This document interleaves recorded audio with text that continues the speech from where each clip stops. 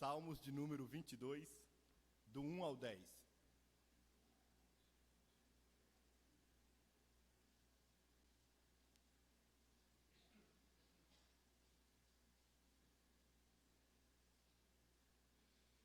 Mesmo assentados, eu leio os ímpares e os irmãos respondem com os pares.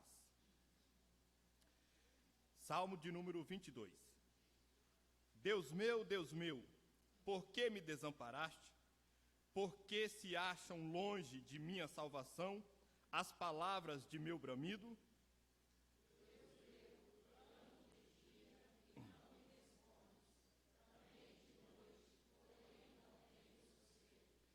Contudo, tu és santo, entronizado entre os louvores de Israel.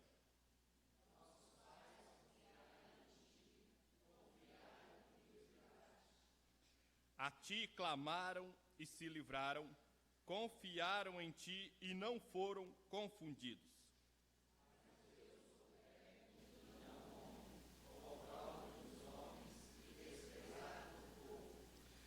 Todos os que me veem zombam de mim, afrouxam os lábios e meneiam a cabeça.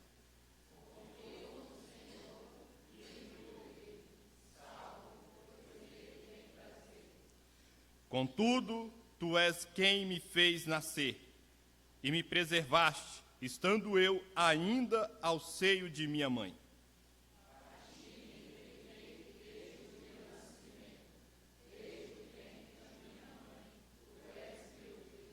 Amém. Gostaria de convidar o irmão Domar, que nos elevasse em oração. O Gabriel vai entregar o microfone ao senhor. Bondoso Pai, nós te damos graças, Senhor do céu, por esse momento tão feliz da nossa vida, quando estamos dentro desta casa, para prestar louvor ao teu nome e agradecer tudo que o Senhor tem feito por nós. Pai glorioso, nós estamos muito felizes, porque estamos aqui na tua casa, para receber a tua bênção, Senhor. Prepara-nos para esse momento mais feliz da nossa vida. Abençoa a tua igreja, fortalece ela, defenda a tua igreja de todo mal, dando ela muito conhecimento e muito poder para testemunhar da tua palavra. Pai, tu és grande e é poderoso. Nos perdoa, em nome de Jesus. Amém. Amém. Amado, se você pudesse colocar em pé, para que nós possamos cantar Brilho Celeste e hino 114.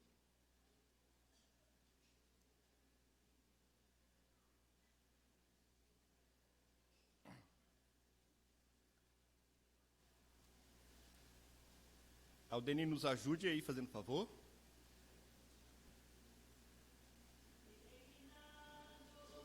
Por sobre os montes e pelos vales, sempre na luz, Cristo promete nunca deixar-me, eis-me convosco, disse Jesus. Brilho celeste,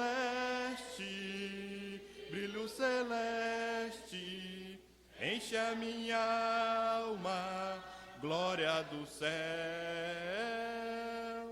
aleluia, sigo cantando, dando louvores, pois Cristo é meu.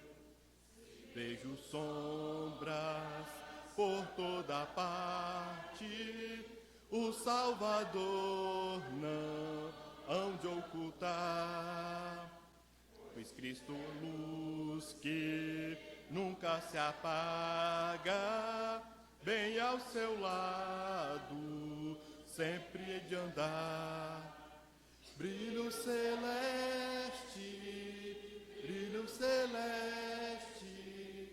enche a minha alma, glória do céu,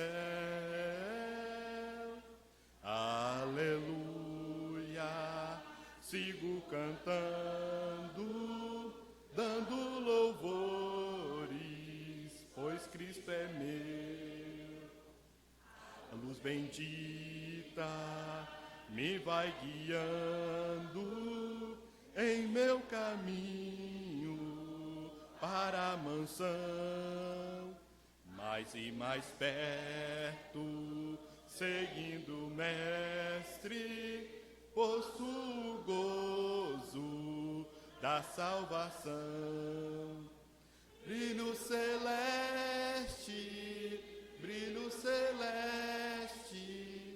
enche a minha alma, glória do céu. Aleluia, sigo cantando, dando louvores. Amém. Os amados podem se sentar. Gostaria de convidar o reverendo Ivanildo para nos elevar a Deus em oração aqui na frente, de confissão.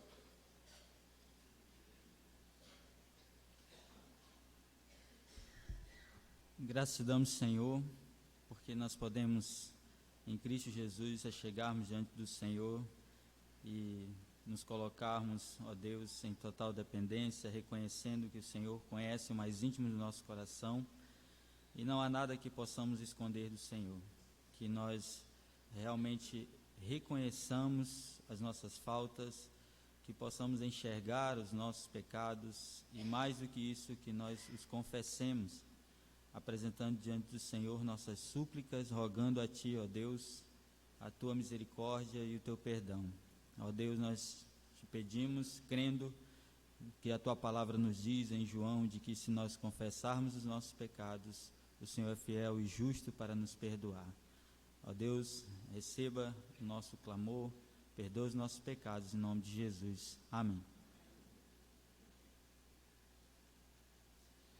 Gostaria de convidar aqui à frente os aniversariantes da semana. Esse mês de agosto é o mês, dos bonitos fazendo aniversários. Gostaria de convidar aqui à frente o filho da Maria da Glória Almeida, para que se fizesse presente aqui. O Gedair Viana de Almeida. Sou eu mesmo, tá? Obrigado. Dia 25/8. Também gostaria de convidar aqui à frente a Sheila Mari Carvalho. Dia 26/8, Nival de Souza. Dia 27/8, Braulino Antônio.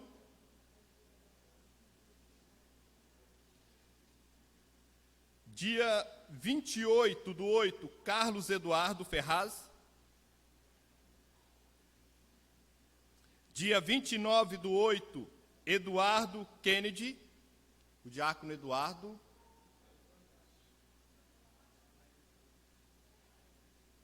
Dia 30/8, Rosiane Alves.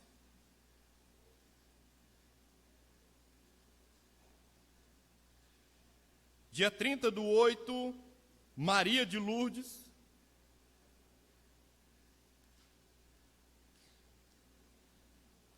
E dia 31/8, Marco Antônio Chipana, o nosso presbítero Marcos.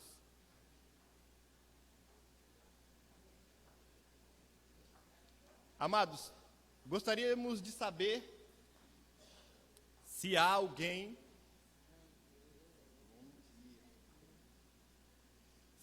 que está fazendo aniversário de casamento essa semana.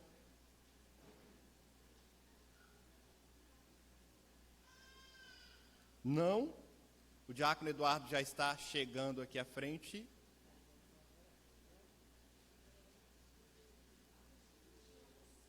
Hoje nós temos um convidado também, pela primeira vez no nosso meio. Gostaria de convidar aqui o Leonardo. Ele vai ter que vir com alguém. O Rev Santarelli vai trazer o Leonardo aqui. E isso, a avó também. Chega aqui, fazendo favor.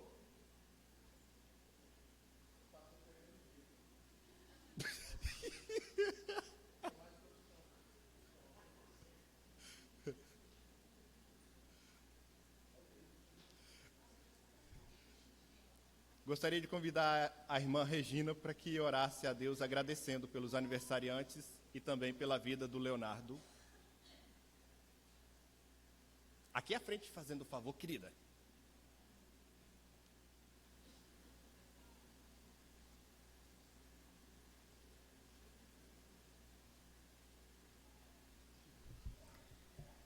Senhor, nós te louvamos, ó Pai, pela dádiva da vida, nós te louvamos pelas bênçãos, nós te louvamos por tudo que o Senhor tem feito pelo teu povo, ó Pai, e principalmente por estes aniversariantes da semana, Senhor. Nós te agradecemos por essas vidas preciosas que o Senhor tem conservado para o teu louvor, para a tua glória.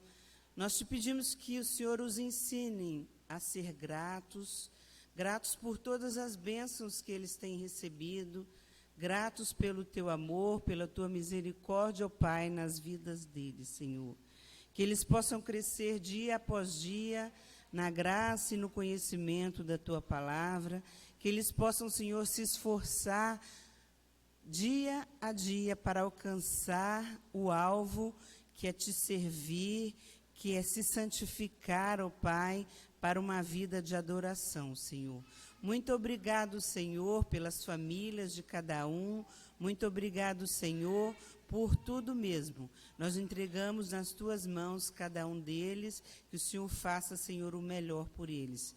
Também te agradecemos, ó Pai, pelo Leonardo, que está aqui hoje pela primeira vez, ó Pai. Muito obrigado por este cordeirinho, Senhor. Muito obrigado porque o Senhor cuidou da gravidez da Casey, o Senhor esteve ao lado do Jefferson, que o Senhor esteja abençoando e continue cuidando destas vidas, Senhor. Que essa família, Senhor, possa ser uma família forte, uma família, Senhor, que trabalhem juntos em prol da tua obra, Senhor. E que Leonardo possa crescer, Senhor, sempre nos teus caminhos, que os seus pais possam ensiná-los, ó Pai, nos teus caminhos, e possa trazê-lo sempre à tua casa, Senhor. Que ele cresça e se fortaleça em ti e que seja um homem forte na tua igreja, Pai. Te agradecemos pelos avós também que estão aqui. Muito obrigado por cada um que está contribuindo, Pai, nesses dias, Senhor, que o Leonardo tem passado por cólicas. Que o Senhor cuide, ó Pai, deles, dê força, Senhor, e que o Senhor acalme as dores dele e que tudo isso seja para a tua honra e tua glória. Nós te agradecemos por tudo, em nome do seu Filho Jesus. Amém, Senhor. Parabéns. Deus abençoe.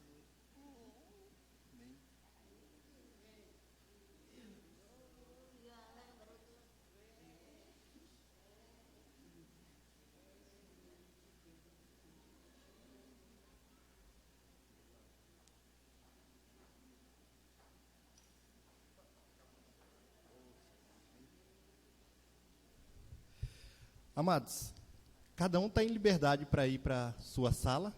Que Deus abençoe.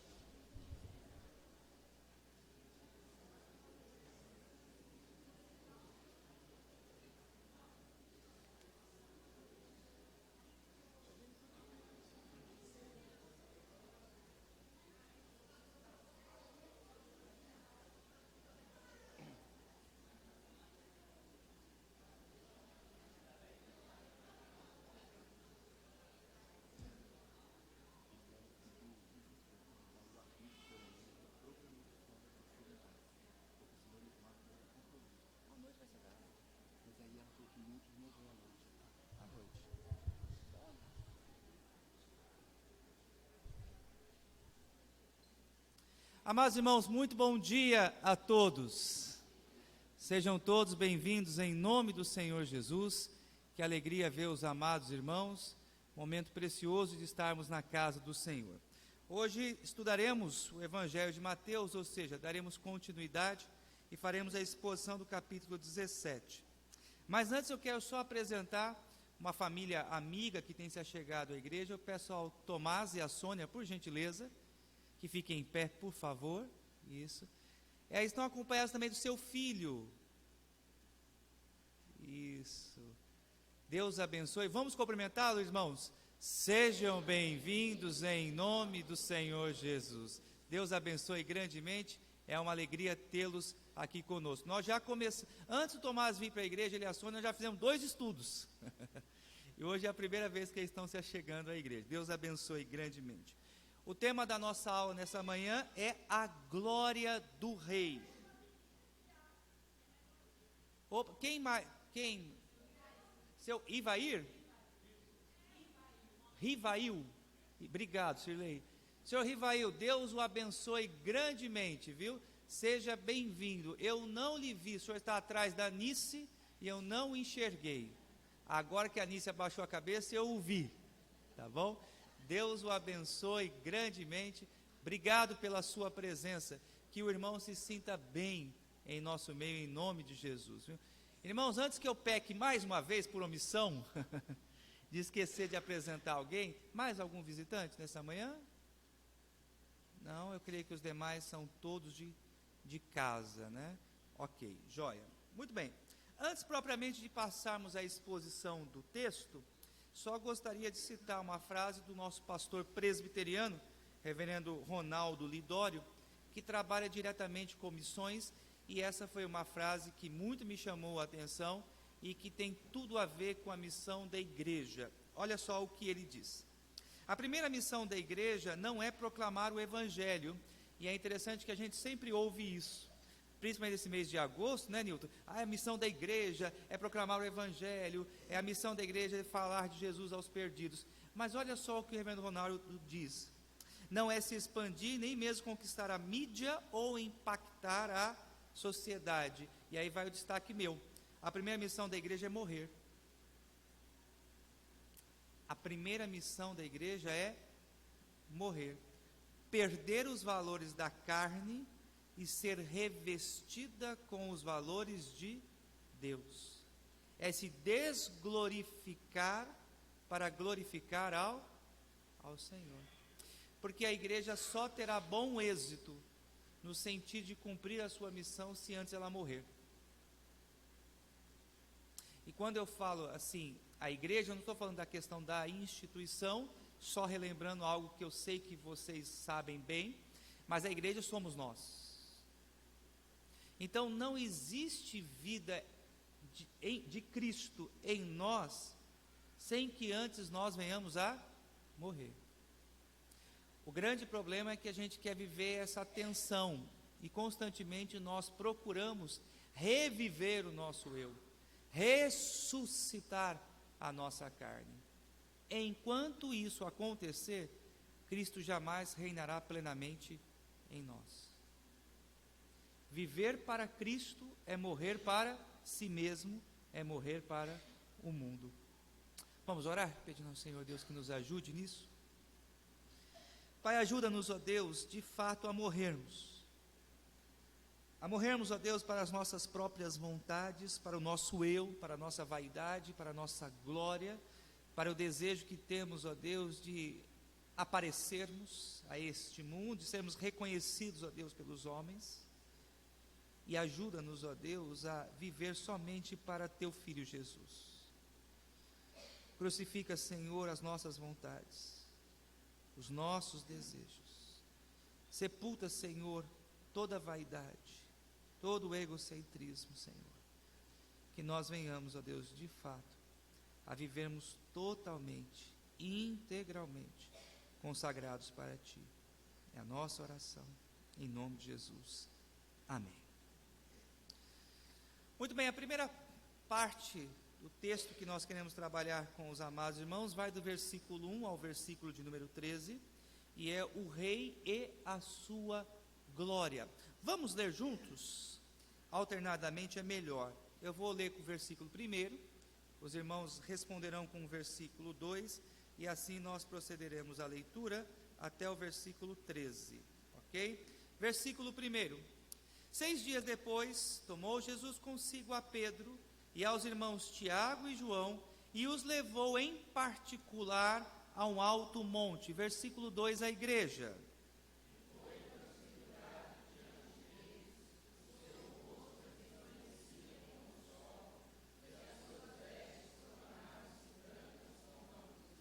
E eis que lhe apareceram Moisés e Elias, falando com ele.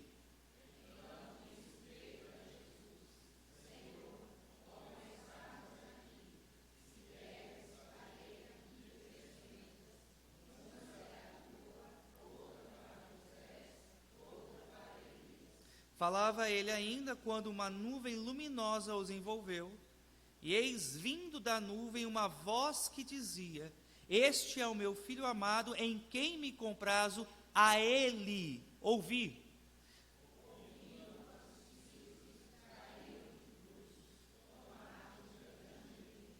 Aproximando-se deles, tocou-lhes Jesus, dizendo: Erguei-vos e não temais.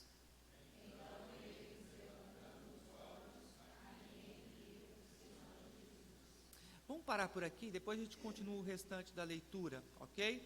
Então, vamos destacar aqui, em primeiro lugar, nessa transfiguração de Jesus, o que os discípulos veem. Primeiro, a transfiguração, a metamorfose de Jesus. O que eles viram ali? Jesus com o seu corpo glorificado, com o seu corpo em glória. É importante afirmarmos que este corpo de Jesus que aparece ali no monte não é o mesmo corpo que ele ressuscitou. Ok? Então, algumas pessoas afirmam que o mesmo corpo da transfiguração é o corpo da ressurreição. Não. O corpo de Cristo ali, ele foi tomado por uma glória muito grande, resplandecia, brilhava e ele teve a sua essência mudada. Lembremos que Jesus, ele era como nós, no sentido de ter o aspecto humano, e ali não se via o aspecto humano de Jesus, mas havia-se ali uma cristofania, a glória de Cristo, a glória do Filho. Deixa eu explicar algo. O homem não pode suportar a glória de Deus. E é por isso que tanto o Pai quanto o Filho, quando se manifestam numa forma que nós podemos suportar e ver. Deixa eu dar um exemplo disso.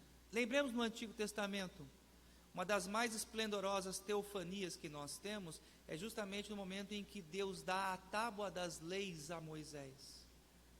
O Monte Sinai tremia, sobre ele havia uma nuvem, e Moisés não podia contemplar a manifestação da glória do Senhor naquele lugar. E mesmo assim o seu rosto, o rosto de Moisés, ficou iluminado, resplandecia pela proximidade do contato da glória que ele teve com o Senhor naquele lugar. Então, existem relatos na Bíblia que manifestam ou mostram as manifestações de Deus na história da redenção, mas nenhuma destas manifestações, espero que isso fique bem claro, evidenciam a totalidade da glória de Deus, porque nós não podemos suportar. Dúvida quanto a isso? Todos entenderam? Jamais nós contemplaremos a glória do Senhor em sua totalidade. Nem Adão, antes do pecado, contemplou a glória de Deus em toda a sua totalidade.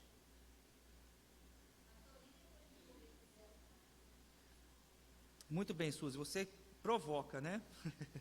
Uma boa discussão, é ótimo. Eu não creio que nós, mesmo com o corpo glorificado, transformado, contemplaremos todo o esplendor da glória de Deus. Porque mesmo com o corpo glorificado, mesmo com o corpo incorruptível e imortal, mesmo assim não seria possível suportarmos o tamanho da glória de Deus. Eu creio num Deus tão glorioso que Ele é imensurável,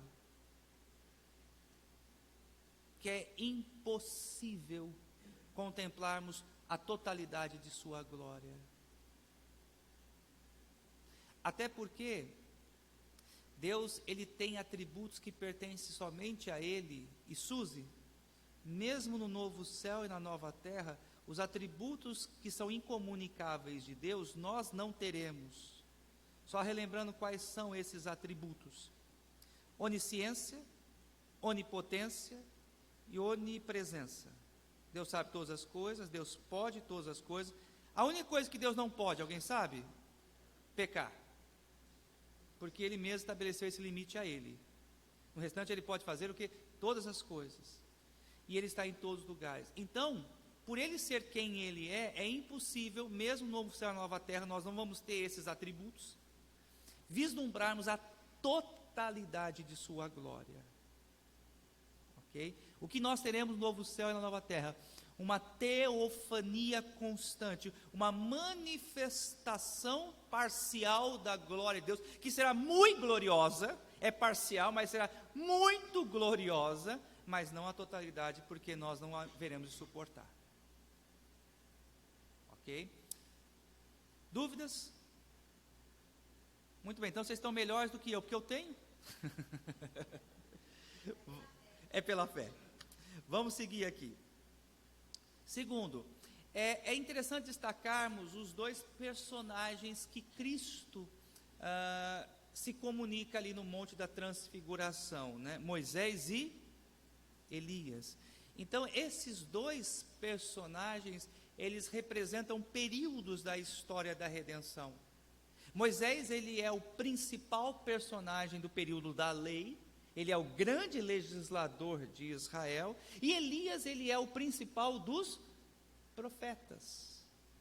Então, o que nós temos ali?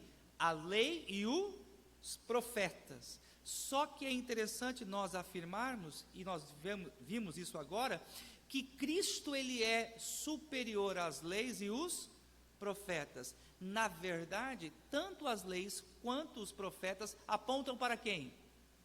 Para Cristo. A lei mostra a pecaminosidade do homem e a incapacidade do homem de obedecê-la em sua totalidade. Logo, portanto, como somos incapazes de obedecê-la, nós precisamos de um representante que assim o faça. Quem obedeceu perfeitamente a lei em nosso lugar? Jesus. E os profetas, eles não vieram para falar de si mesmo. A quem os profetas anunciavam? A quem os profetas apontavam? Jesus. Então, tanto a lei quanto os profetas, tanto Moisés quanto Elias, dentro da história da redenção, tinham um personagem principal e apontavam para esse personagem principal, Cristo Jesus. O que eles diziam?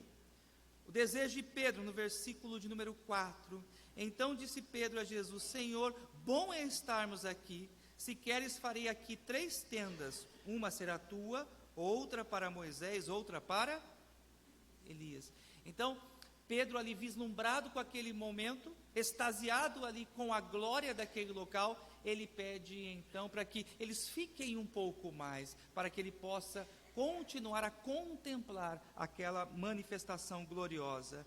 E a resposta que eles ouvem, versículo de número 5, falava ele ainda, e aí parece que Pedro é interrompido na sua fala, no seu discurso, quando uma nuvem luminosa os envolveu, e eis que vindo da nuvem uma voz dizia: este é o meu filho amado. É a segunda vez que nós temos essa declaração, em quem me comprazo, e o Pai diz a ele: ouvi. Então, é muito interessante a ideia que nós encontramos aqui nessa passagem. Mais gloriosa do que aquela manifestação, mais esplendorosa do que aquela cena, é a mensagem que o Filho tem para transmitir aos homens pecadores. Imaginemos se nós estivéssemos ali naquele lugar, junto com Pedro, o êxtase que seria para nós vislumbrarmos aquela cena. Eu creio que a grande parte de nós aqui também teríamos o mesmo desejo: Senhor, não sai mais daqui, fica aqui, que momento glorioso, que cena gloriosa. Mas é como se o Pai dissesse ali aos discípulos, e hoje Ele diz a nós, por mais sensacional e esplendoroso que tenha sido este cenário, a palavra que eu tenho pela boca do meu filho é mais importante. Deem crédito a Ele. Ouçam a voz do meu filho. Isso nos aponta para a questão da centralidade do Evangelho, a centralidade da palavra de Deus na vida da igreja. Nada, igreja, guarde bem, nada é mais glorioso na vida da igreja do que a pregação do Evangelho. Mesmo que desçam entre nós aqui anjos, mesmo que venham os profetas aqui entre nós, que tenhamos uma cena como essa, é claro que isso jamais vai acontecer novamente. Essa cena tinha um propósito na história da redenção, evidenciar a glória de Cristo, apontar para a sua superioridade, mas nada substitui a pregação do Evangelho, a palavra de Cristo, a mensagem que Ele nos deixou.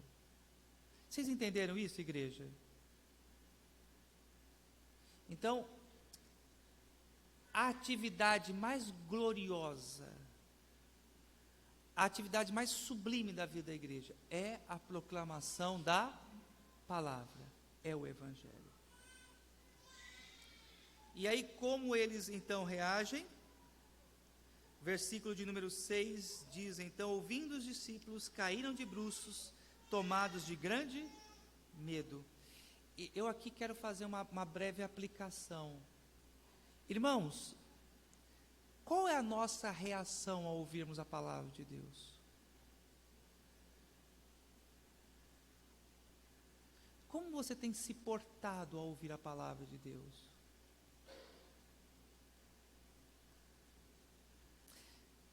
Eu me preocupo hoje não só com a igreja presbiteriana de Cacoal, na qual eu pastoreio, mas as igrejas em geral.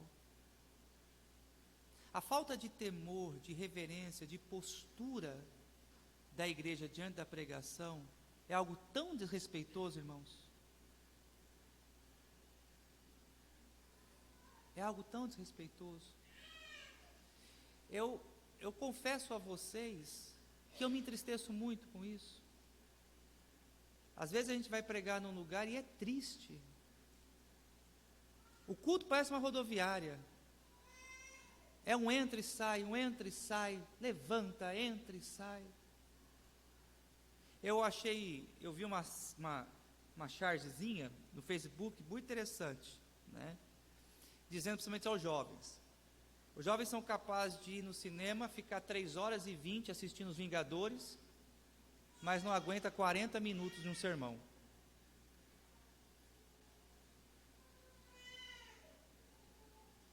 Então, meus queridos, a gente precisa rever essa nossa postura quanto à questão de estarmos na casa de Deus. A reverência. Nós precisamos entender que não é o homem que fala, mas é Deus quem fala à igreja por meio da pregação. O desrespeito não é o homem, mas o desrespeito é a quem? A Deus.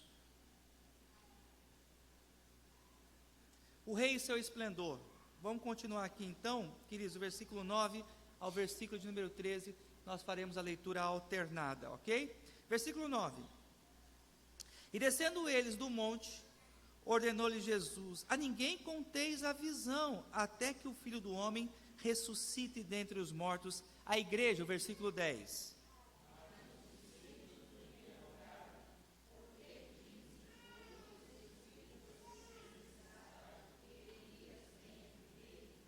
Então Jesus respondeu: de fato, Elias virá e restaurará todas as coisas.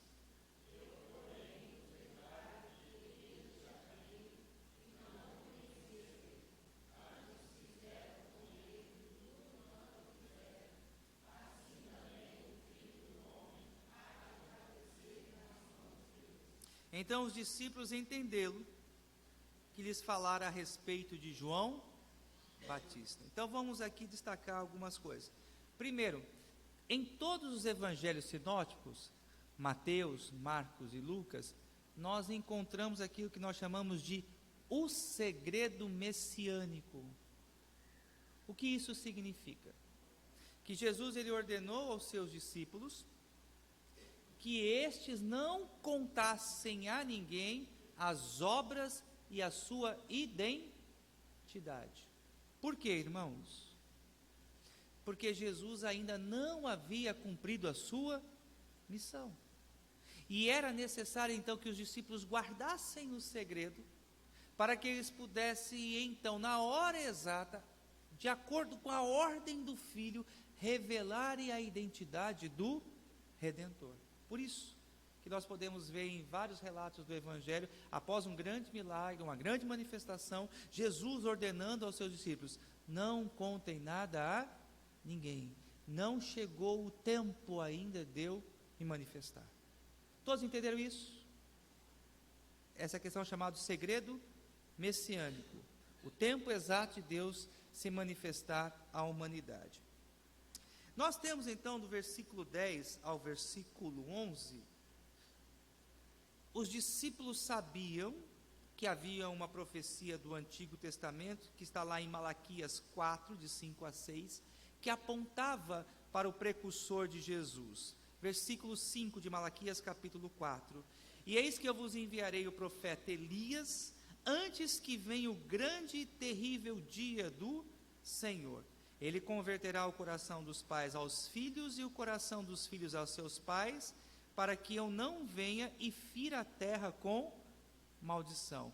Então, eles já esperavam a vinda de Elias, eles já esperavam a manifestação de Elias. Provavelmente os discípulos pensaram que ali naquela transfiguração, onde Elias, Moisés e o Senhor Jesus estavam, ali Elias permaneceria o restante do tempo ao lado de Jesus. Mas Jesus surpreendentemente diz: não é esse o Elias. O Elias profeta já veio. E podemos dizer que João Batista é o cumprimento dessa profecia. Por quê? Lembremos, em primeiro lugar, da forma como João Batista se vestia. Se os irmãos lerem o Evangelho, lá no primeiro livro dos Reis, hão de observar que tanto João Batista quanto Elias se vestiam da mesma forma. O conteúdo da mensagem, tanto Elias quanto João Batista eram enfáticos, duros e incisivos na sua palavra. E tanto Elias quanto João Batista apontavam para Jesus. Então Elias não virá, Elias já veio. E aí então os discípulos compreendem que de fato Jesus estava falando de João Batista. Alguma dúvida quanto a isso? Ficou claro? Então, João Batista foi o último dos profetas, porque ele foi o arauto precursor do Rei da Glória. O Rei e o seu poder. Vamos ler do 14 em diante? Da mesma forma alternada como fizemos. E quando chegaram para junto da multidão, aproximou-se dele um homem que se ajoelhou e disse, versículo 15, à igreja: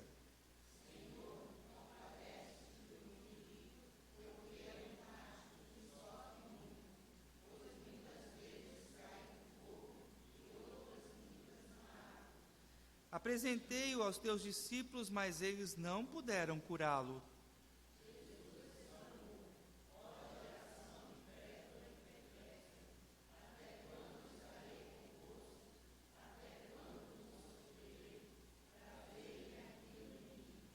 E Jesus repreendeu o demônio, e esse saiu do menino, e desde aquela hora ficou o menino curado. Versículo 19, a igreja.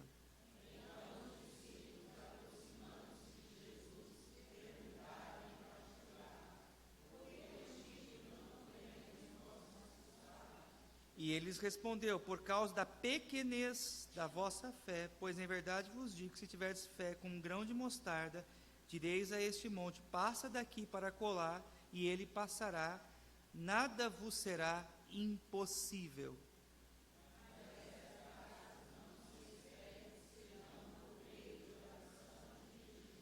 Vamos destacar aqui algumas lições que a gente aprende dessa sessão. Primeiro, o sofrimento dos filhos leva os pais a buscarem o favor de Jesus. Então, É interessante, meus amados irmãos, nós observarmos que muitas vezes Deus, na sua infinita providência, Ele permite que os nossos filhos muitas vezes sofram, para que nós nos acheguemos aos caminhos do Senhor, para que nós venhamos a reconhecer ao Senhor Jesus como Deus de nossa vida. Eu destaco isso, meus amados irmãos, porque eu sei que como pais que somos, a grande maioria aqui o é, quando mexe com os nossos filhos é muito pior do que quando mexe conosco.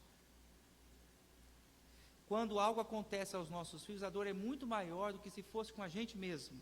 Vocês que são pais sabem bem disso. E às vezes nós perguntamos: Senhor, por que isso acontece? Por que uma enfermidade? Por que uma atitude de rebeldia, de rebelião do meu filho? Por que uma atitude de sofrimento por parte do meu filho?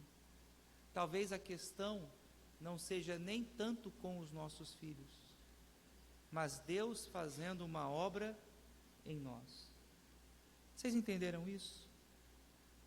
Porque talvez aqueles pais nunca tivessem procurado a Jesus se nada acontecesse com o filho, se o filho não fosse possesso, se o filho não estivesse demoniado. Mas o fato do filho ter um problema fez com que aqueles pais se achegassem aos pés de Jesus. Então, muitas vezes nós passamos por lutas, enfrentamos problemas, enfrentamos dificuldade com os nossos filhos, para que nós venhamos a buscar o Senhor, a reconhecer o quão dependente dele somos e venhamos a ter um real encontro com ele. São inúmeros os casos de pessoas que se chegam à igreja muitas vezes por causa dos filhos, que se rendem a Jesus, que foram tocados pelo Espírito Santo, porque Deus usou antes a vida dos filhos.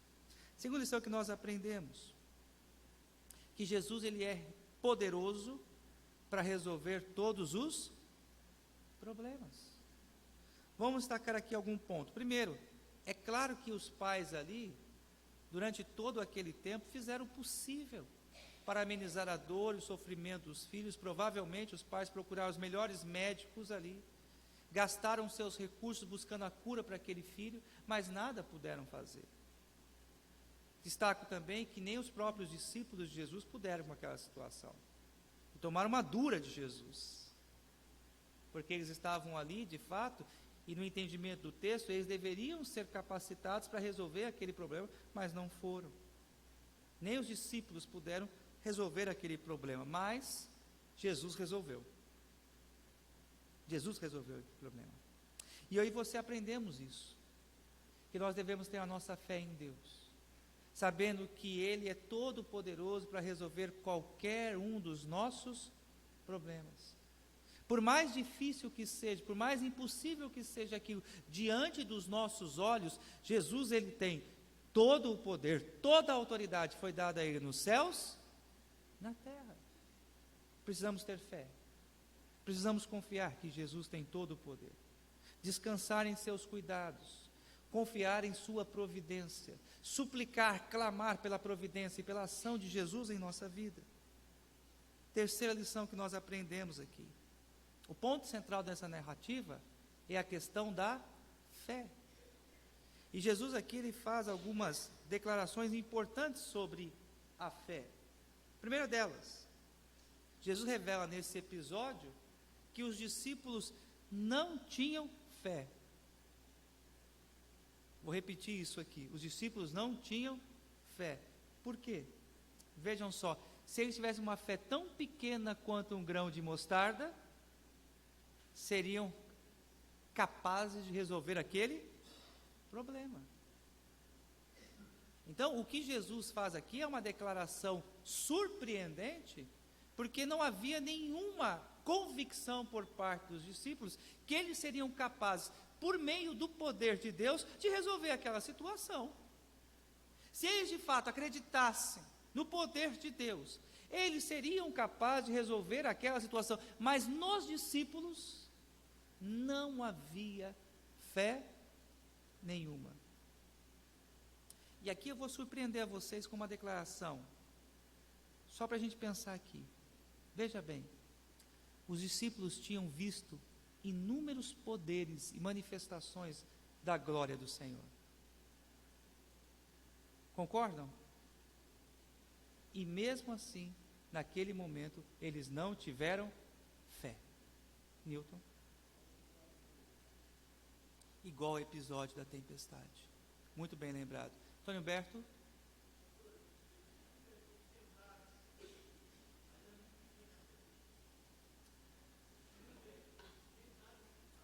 Deixa eu só colocar uma questão importante. Tentar nem sempre é o sinônimo de fé.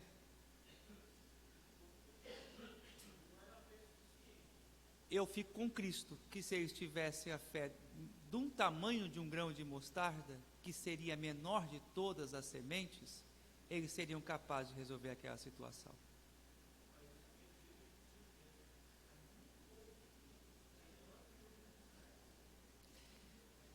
Eu não consigo enxergar assim.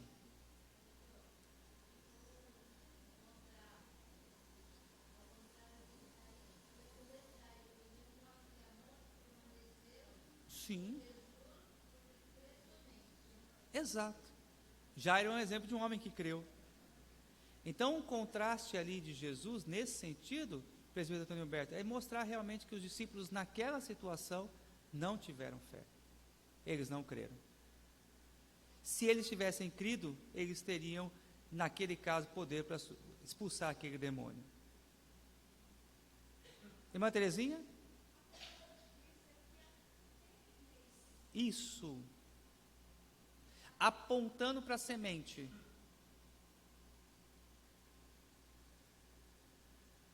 Essa é a ideia do texto.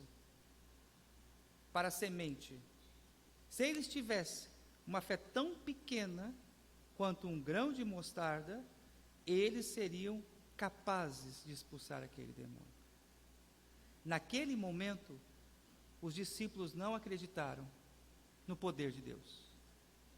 Naquele momento, os discípulos foram tomados pela incredulidade. Se fosse a mínima confiança deles no poder de Deus, eles teriam expulsado aquele demônio. Então, o ponto que eu destaco aqui é que nós podemos, de fato, em determinados momentos, sermos tomados pela incredulidade. E nem sempre vermos sinais, milagres, produzem em nós fé. Por que eu digo isso? Muitos crentes ficam esperando da parte de Deus um milagre acontecer. E dizem, olha, no dia em que o milagre acontecer, no dia em que eu ver algo de extraordinário acontecer, eu vou crer. Os discípulos viram. Acompanharam todo o ministério de Jesus. Não, segue a ordem.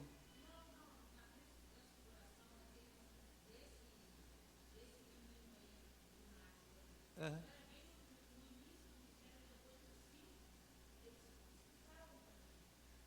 Vejamos quantos outros milagres antecedem a esse.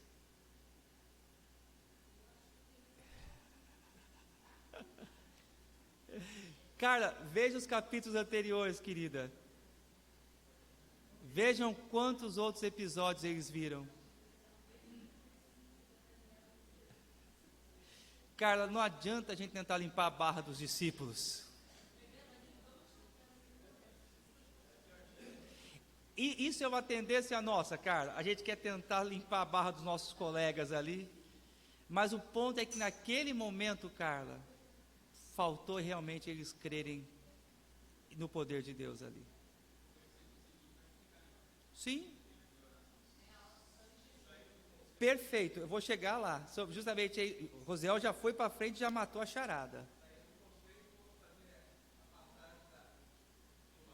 Sim.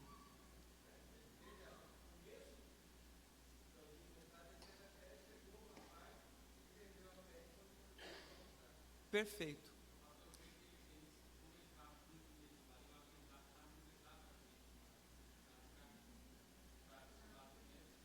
Rosiel, você já está indo para a minha conclusão. Aguenta aí. Aguenta aí que eu vou chegar lá. Então, o que eu quero destacar aqui, amados irmãos, isso é importante, vejam só. De quem nós estamos falando? De homens que andaram ao lado de, que viram os milagres de, e que naquele momento não tiveram fé. E foi interessante a fala do presbítero Antônio Berto. Vou pegar aqui uma questão. Eles foram lá, eles tentaram expulsar o demônio. Nem sempre as nossas ações são indicativos de que a gente tem fé. E deixa eu dar um exemplo disso. Quantas vezes nós oramos sem fé? É ou não é verdade, irmãos? A gente está diante de uma situação de alguém querido enfermo. E a gente faz aquela oração mecânica. Falo de mim mesmo. Quantas vezes eu peco nesse sentido, irmãos? A gente olha uma situação que aos nossos olhos não é irreversível. Mas a gente prega que a gente crê num Deus que pode todas as coisas, né? Mas a gente ora lá de forma tão fria, de uma forma tão mecânica, sem nenhum tipo de confiança e de fé. Nem sempre a atitude, Antônio Berto, é um indicativo que a gente tem fé. A gente pode fazer algumas coisas, a gente pode vir à igreja, ouvir a palavra e nem sempre acreditar no poder daquela palavra. Mesmo vendo aos nossos olhos que é a palavra de Deus que é o quê? Pregada. Então, há momentos na nossa vida, e os discípulos nos mostram isso, que mesmo andando ao lado de Jesus, vendo muitas manifestações da ação de Deus em nossa vida, pode nos faltar fé. Pois não? Isso, se você não tem fé, ore e peça a Deus. E a gente precisa orar todo dia por isso, irmã Eunice. Senhor, fortalece a minha fé. Senhor, me ajuda a não cair na incredulidade, a deixar de crer no seu poder. Presbítero Cícero.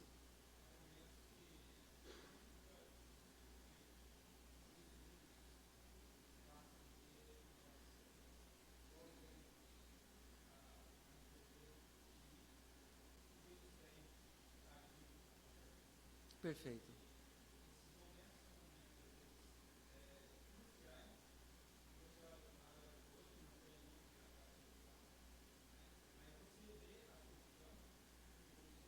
Isso.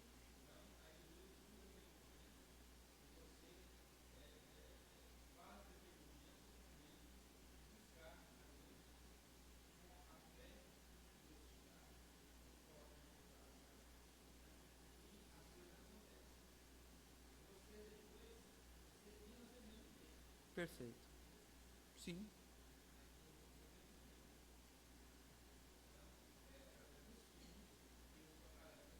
Claro, sem sombra de dúvida. E o versículo 21, que é o que o Rosiel já adiantou, já pegou aqui, né?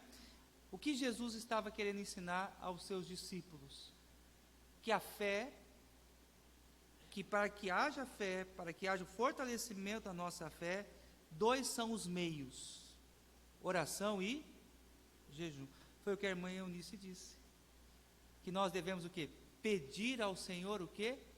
Fé. Senhor, me ajuda a crer. Mas não somente isso, mas também a prática do jejum. Não é uma prática muito falada entre nós. E a gente precisa, como igreja, retomar isso. Às vezes a gente até fala, esse negócio de jejum é coisa de pentecostal. Não, é coisa de crente. Crente jejua. Crente busca a Deus. Crente ora por santificação. E jejum não é dieta. Jejum é um período de santificação. Por que eu falo isso? Você fala, estou meio gordinho, vou fazer um jejum. O objetivo do jejum não é para isso. O objetivo do jejum é para nós nos aproximarmos mais para estarmos mais perto de Deus. O rei, a sua morte, versículos 22 e 23. Vamos lá. Reunindo eles na Galileia, disse-lhes Jesus, o Filho do Homem, e essa expressão, Filho do Homem, é importante a gente destacar aqui, né? porque aponta justamente para a natureza humana de Jesus. O Filho do Homem está para ser entregue nas mãos dos homens. Então, o que Jesus está mostrando aqui, que o seu corpo padeceria, que o seu corpo sofreria, e sofreria nas mãos dos próprios homens. Prosseguido. E estes o matarão, mas ao terceiro dia ressuscitará. Então os discípulos se entristeceram grandemente. Então vamos destacar 3 pontos aqui nesses 2 versículos. Primeiro, nós encontramos uma certeza: o Filho do Homem está para ser entregue nas mãos dos homens. A morte de Jesus, o sofrimento de Jesus, a agonia de Jesus na crucificação estava dentro do plano de Deus. Nada fugiu ao plano de Deus. Ali todo aquele processo, todo o julgamento, a sentença injusta, havia crucis, o sofrimento e a agonia do Redentor na cruz, tudo aquilo estava determinado por Deus, fazia parte da agenda do Senhor. Qual a implicação disso para as nossas vidas? Que tudo o que acontece a nós está já determinado pelo Senhor. E nada mudará os planos de Deus. Os seus decretos são eternos. E um ponto que a gente destaca aqui: se o Filho sofreu, se o Filho passou por toda essa agonia, nós também, que somos discípulos, estamos sujeitos a sofrer como o Mestre sofreu. O ponto que eu destaco é, irmãos, que sermos crentes, cristãos, não nos isenta de passar por lutas e sofrimento. A evidência maior está na vida de nosso Mestre. O exemplo maior está em Jesus, o quanto ele sofreu. A gente rejeita aqui, queridos, a teologia da prosperidade, que nesse sentido afirma que pelo fato de sermos filhos de Deus, nós estamos imunes, protegidos de qualquer tipo de sofrimento e agonia. Lembremos que o discípulo, ele segue o mestre, e o discípulo está sujeito às alegrias e às dores também do mestre. Segundo ponto, a humilhação do Redentor. Eles o matarão. Nós gostamos de pensar em nossa identificação com Cristo em sua glória, mas esquecemos também que nós nos identificamos com Cristo no seu sofrimento, no seu estado de humilhação.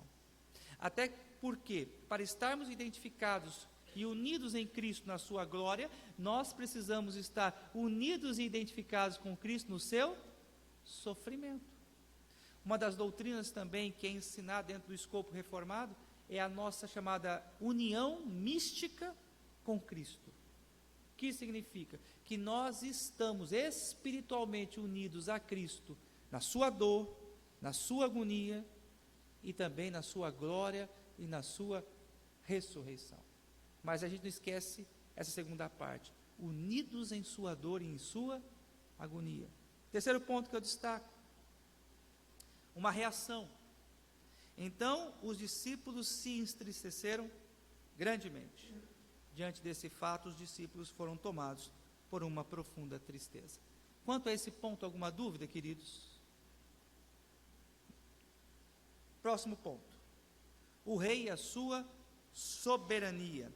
Vamos ver então do versículo 25 ao versículo 24, vamos começar do 24 ao 27, vamos ler de forma alternada. Versículo 24: tendo ele chegado a Cafarnaum, que era uma daquelas cidades importantes aonde Jesus percorreu durante o seu ministério, dirigiram-se a Pedro os que cobravam o imposto das 2 dracmas, perguntaram: não paga o vosso mestre as 2 dracmas?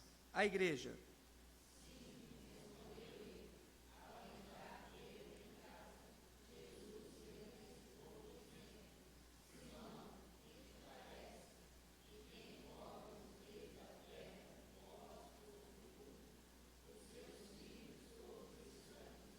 Respondendo Pedro, dos estranhos, Jesus lhe disse: logo estão isentos os filhos.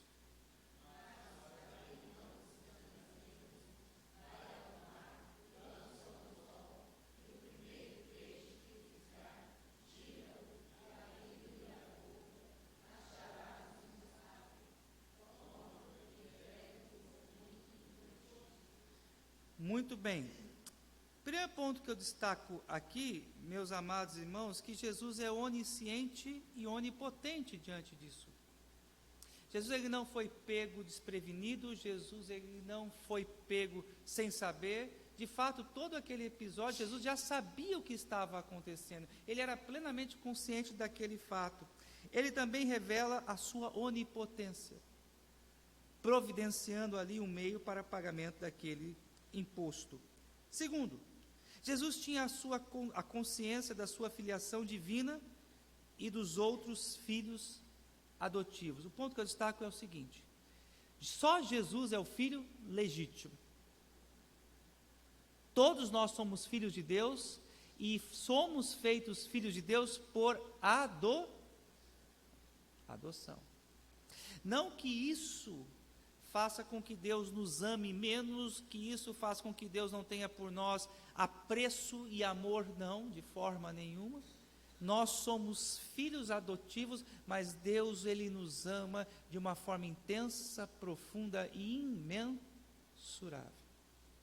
Jesus, Ele tinha consciência de que Ele era o filho legítimo, e Ele também ensina-nos que nós somos filhos do Pai. Jesus ele revela também nessa narrativa, no versículo 27, a sua soberana ação, o seu soberano poder sobre toda a criação. É surpreendente o que nós vemos aqui no versículo 27. Jesus ordena: mas para os que não escandalizem, vai ao mar, lança o anzol, e o primeiro peixe que fisgar, tira-o, e abrindo-lhe a boca, acharam ali uma moeda de maior valor, que foi suficiente para o pagamento, podemos dizer assim, daquele imposto. 4. Jesus demonstra a sua consciência social, ele cumpre a sua responsabilidade pagando os impostos. E um ponto que eu destaco aqui: amados irmãos, Jesus nos ensina aqui a sermos honestos, retos e a cumprirmos todos os nossos deveres sociais. E só para relembrar alguma coisa que é importante, que eu sei que vocês já conhecem isso. Aqueles impostos não eram justos, humanamente falando. Era uma taxa pesada cobrada pelo Império Romano. Eles pagavam e eles eram súditos de Roma. E não pensemos que Roma cuidava bem da população, servia a população, oferecia educação, saúde exemplar. Não. Muitas vezes Roma tomava aqueles impostos para o gasto da sua própria corte, para o luxo dos seus senadores, para os banquetes feitos pelos imperadores. Mesmo assim, Jesus, ele foi lá e pagou o seu imposto. Eu digo isso porque é muito comum a gente ouvir entre os crentes a seguinte declaração: ah, mas é pesado demais os impostos. A gente precisa arrumar um jeitozinho de burlar os impostos, arrumar um jeitozinho de fraudar o governo. Ninguém aguenta esse país, ninguém aguenta as taxas de impostos desse país. São injustas. São injustas? São. Ninguém vai negar essa realidade.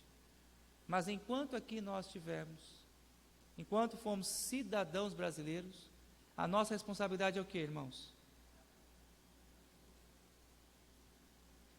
Cumprir a nossa responsabilidade.